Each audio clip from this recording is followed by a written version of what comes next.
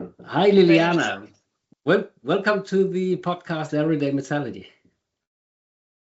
Thank you, Peter. I'm really glad to be here. I love your podcast and I'm very glad to be here with you, with your audience. So I hope that everybody will get a lot of fun because for sure this will be very enjoyable for me. Yeah, thank you. Today we're going to talk about something maybe a bit more educational than usually, because we will dig into the phenomenon called stacking fault energy. But before we jump into the technical part, will you share some information about yourself? Sure, thank you. So, yes, of course, my name is Liliana Romero Resendiz, very long name. I work currently as associate professor in the Liaoning Academy of Materials that is located in the city of Shenyang in China. Hmm? So I can say that I'm a pure metallurgist because I have been working in metallurgy since my bachelor already many years ago. Hmm. Then my master, my PhD, my postdoc, everything has been in metallurgy.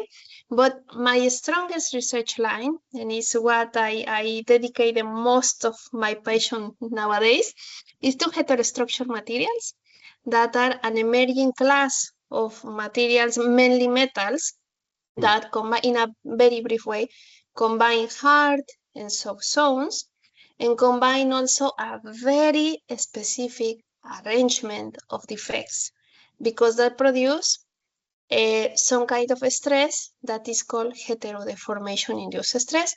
And we Hmm. obtain materials that are longer lasting because of the better mechanical properties. So for us, stocking fault energy, today's Hmm. topic, is really important. You will Yeah. understand why during the dialogue. I will explain you why for us Hmm. is so important to control it. Yeah, wonderful. Will will you dig a bit deeper into what is stacking fault energy? Sure. I prepared a couple of slides, just few of them for a very fast introduction. So I will share them with you. Can you see the full presentation mode now? Yes, it is. Okay, thank you. So to define what is stocking fault energy, I will go in a very brief way on defects. So we in material science, we already know that crystalline materials have different kind of defects. So stocking faults are part of this area or surface 2D defects. And in a very brief way, they are local disruptions. It's like when an atomic plane is supposed to be there but it's not there, or Hmm. inverse when it's not there but it was supposed to be there. Hmm. But for obtaining stocking faults, we actually need to have these locations first. So the dislocations are defined also in rough way, like the part when this atomic arrangement ends or finishes Hmm. because of the presence of an extra half atomic plane. So why these locations are important? Let me use the pointer. Okay, so if we have a total dislocation, Hmm. this dislocation will have a tendency to dissociate. What is that? Is when we will form a partial dislocation and another partial dislocation or Shockley partials. Hmm. And in between, the atomic arrangement is broken, right? So in between, we will form the stocking fault. Hmm.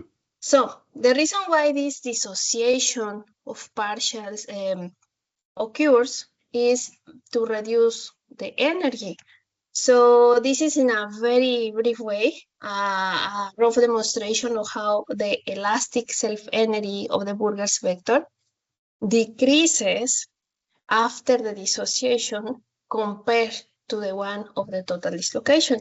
So this means that the energy of in a very rough summary, the energy of the partials will be lower than the energy of the total dislocation. So thermodynamically, this is Hmm. convenient for the material.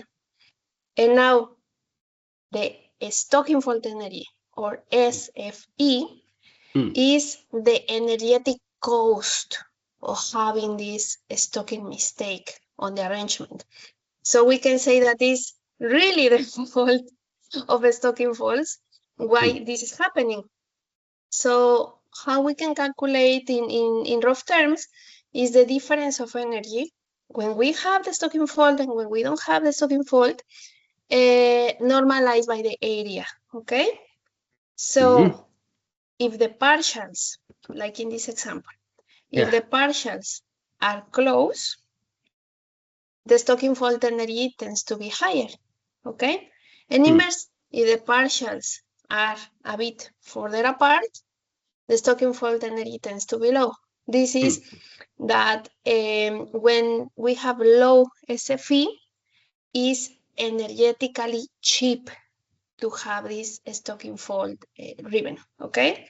So if the partials are further apart, this means that they can interact less. And if they interact less, they will have a lower tendency to cross-slip, for example, no? So if they have low stocking fault energy, the dislocations tend to follow the same crystallographic plane, but if the SFE is high, they tend to jump, like change the crystallographic plane while gliding. Okay, so we call this cross-slip. So this is in rough terms what is stocking fault energy. Yeah. So now I start to understand. People, they talk about that when you have high stacking fault energy, you have a certain way of slippage. So twinning in an austenitic steel, for example, needs high stacking fault to occur. Is that right? Understood? Yes, actually. Yeah, continue. Yeah. But if you have low, twinning will not occur. It's actually a bit inverse. When we have low stocking fault energy, we will tend to have twinning. So I will explain you maybe a bit later about this. I prepare in the slides a couple of like schematics to show you this. So when we have low stocking fault energy, we tend to have twinning. If it is low enough, we might have some other phenomena, like, for example, phase transformation. But if it is high, we have cross-slip. So we have phenomena that we know, like wavy slip, like recovery, like dislocation annihilation, because they are encouraged by this interaction because the partials are closer. Yeah. So there's a window. It can be too low and it can also be too high. Yes, definitely. Yeah. So I can talk to you a bit about these limits more in advance. Yeah. But then going a bit more practical, how do you measure it? Because this is all theory. So are you able to measure it in real life, and how can you transfer that to a metal or an alloy? Yes, we can do some measurements. So I'm more of an experimentalist. So I will describe also very briefly, but I will describe a bit more of the experimental techniques. So the principal experimental methods that we use are these ones. So it can be through electron microscopy. That is, in brief terms, when we measure the distance between the partials, and then we can correlate that distance between them with the SFE in the way that I explained before. Or it can be also through diffraction methods. For example, conventional XRD or high energy XRD that we know that synchrotron radiation. It can be neutron scattering also. So why we can use diffraction is because the presence of stocking faults will have an influence in the peak shifting. This is like in the location of the peak. Yeah, you're building a shoulder on it. Yeah, so they will move. They will move not a peak, to one of the sides. Yeah, it does like that to one side. Exactly. Yeah, Mhm. exactly. So this Yeah. can happen, but it can also affect the peak broadening. So when the peak becomes like wider. Yeah. But we should be aware that stocking folds are not the only contribution to peak shifting or to peak broadening. Mhm. It can be others. For example, grain size, for example, microstrain. Yeah. And the meaning of this is that we should use a method to deconvolute these contributions and do an estimation, because all of them are interconnected, right? So Yeah. we can do Yeah. an estimation Mm. on how much contribution they will have.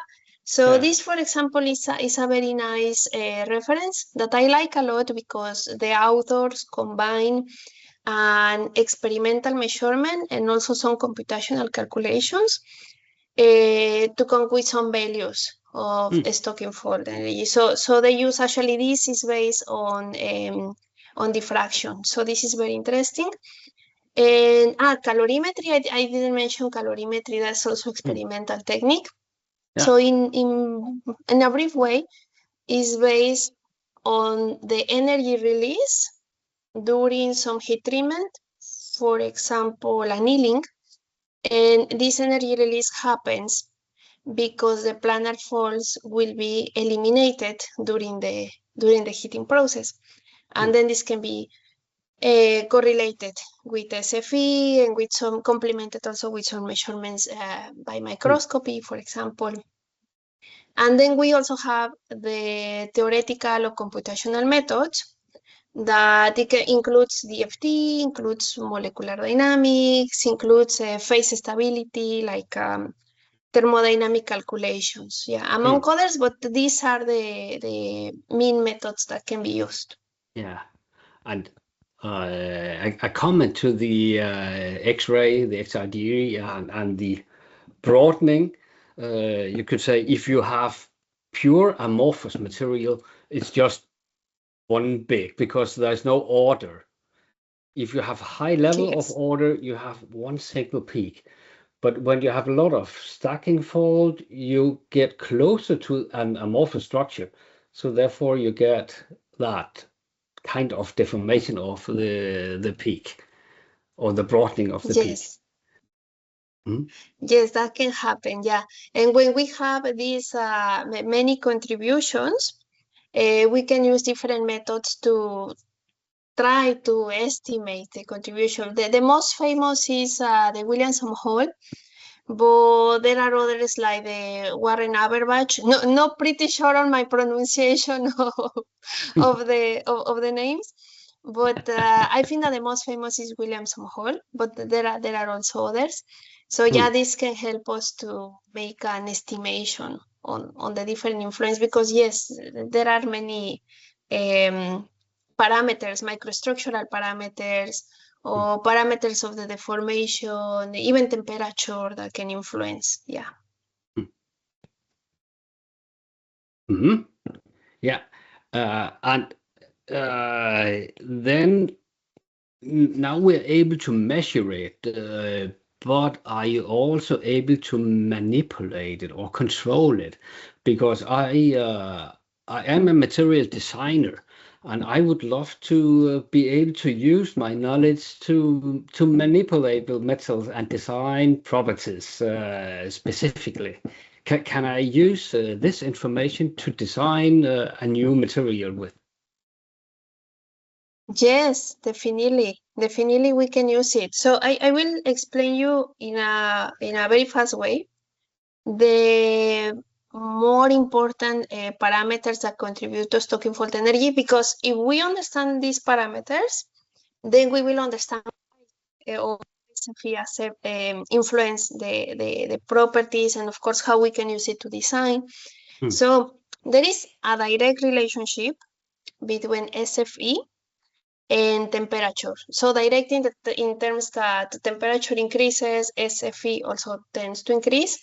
It's not universal. This happens mainly for FCC materials, mostly for austenitic steel, actually. There are some FCC materials that behave in a different way. So it's not universal, but it happens frequently. That's why I put there like the note.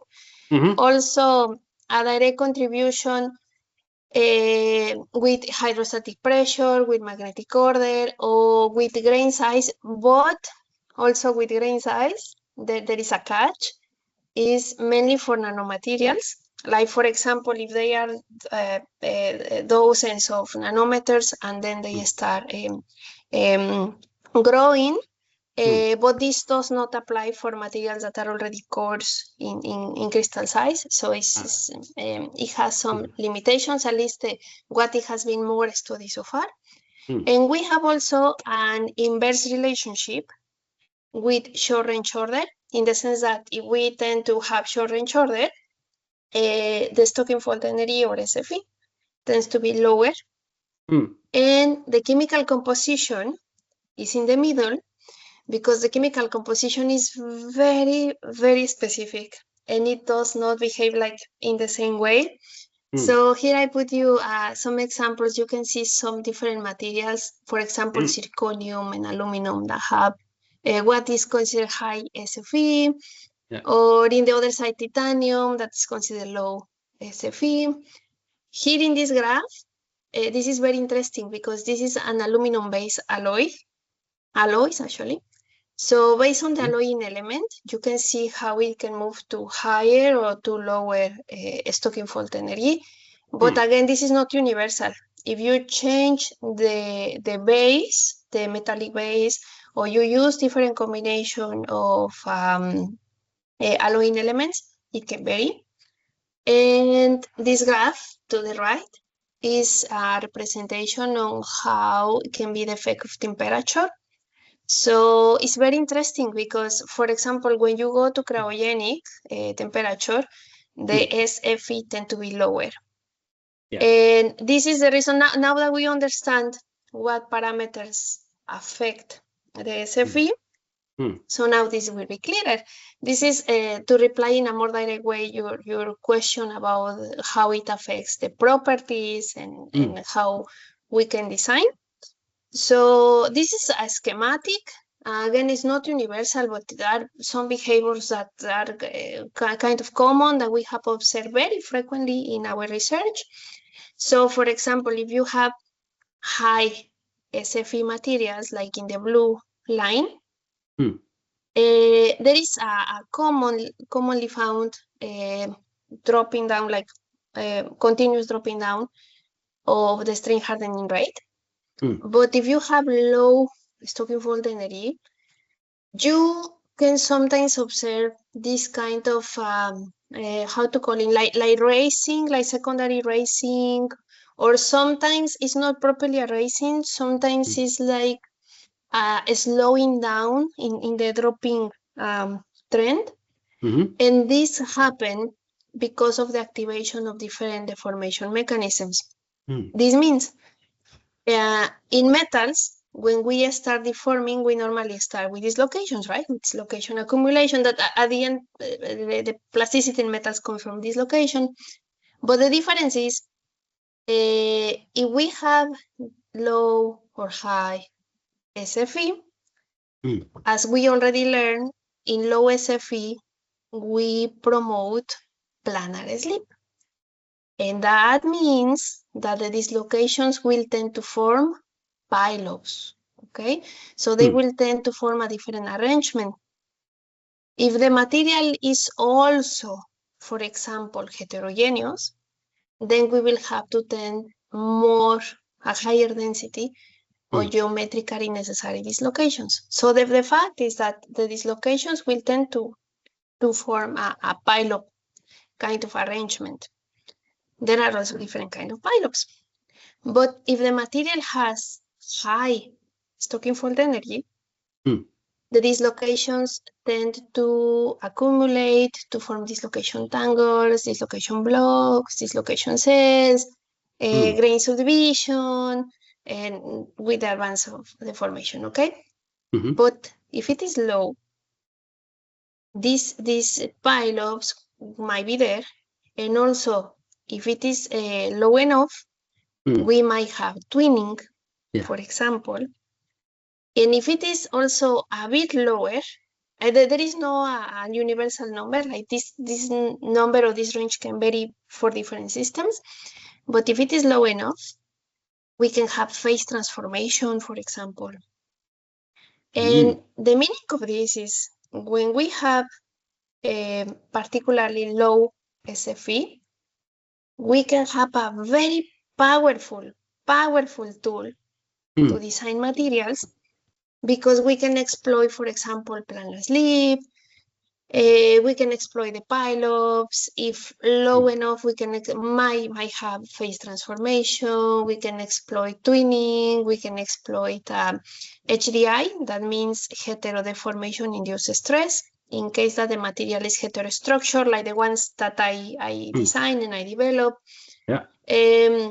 But if it is high SFE, then we will tend to have cross sleep, more recovery. The deformation tend to be more like homogeneous, because the dislocations tend to have a higher interaction, let's say, and recovery and dislocation annihilation.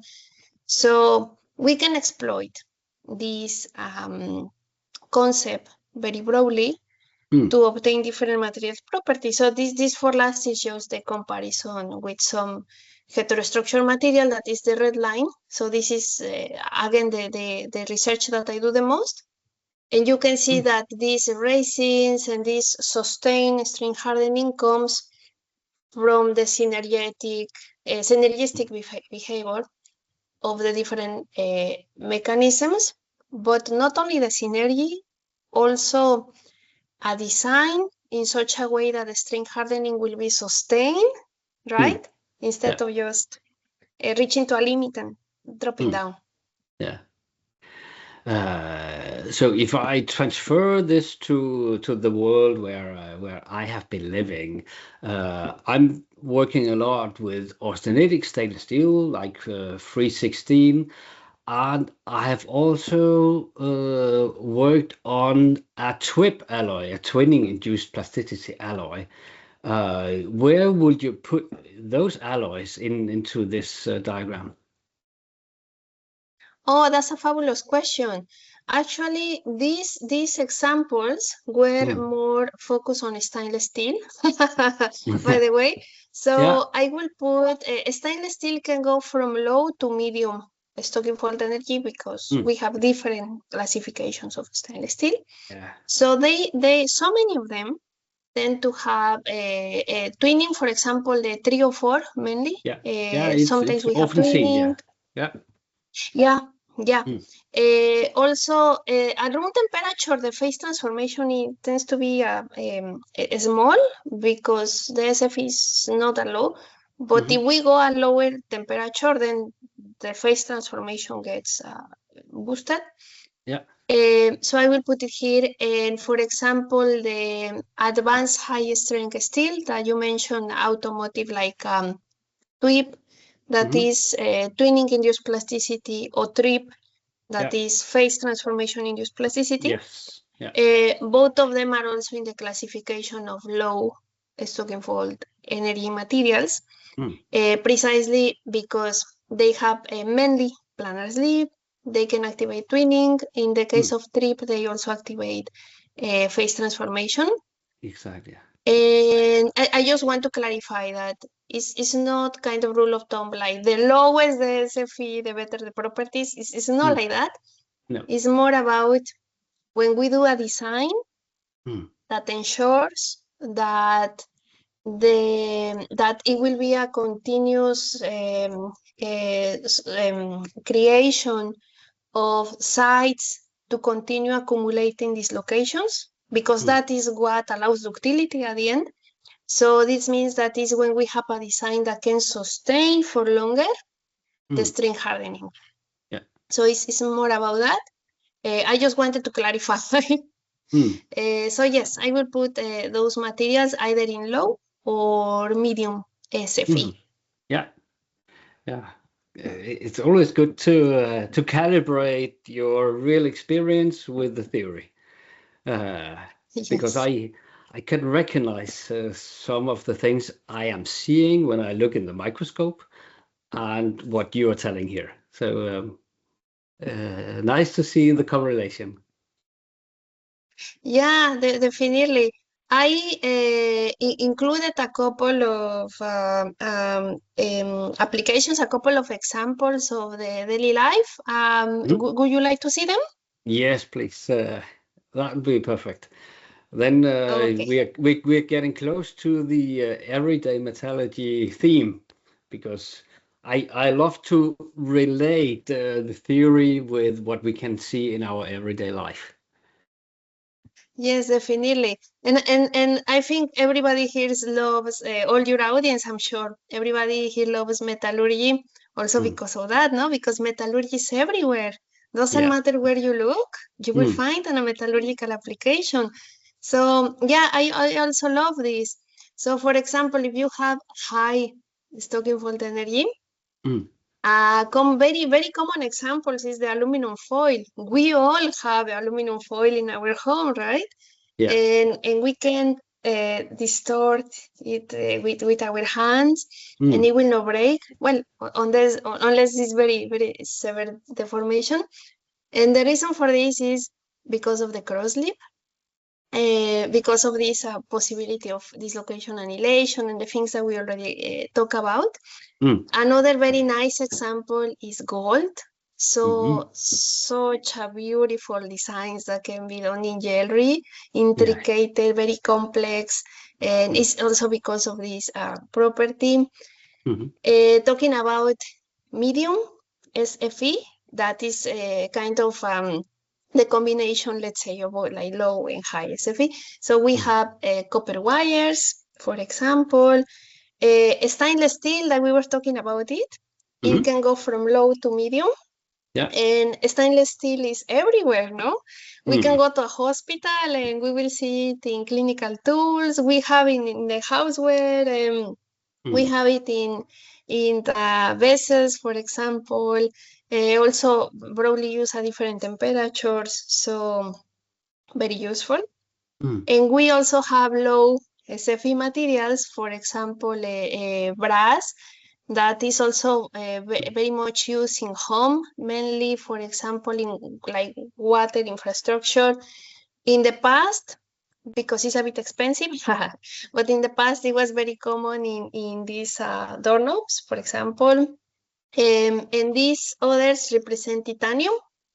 Titanium is also many uses, no? Aeronautic, automobile, pieces of very high aggregated value, also some permanent orthopedic implants.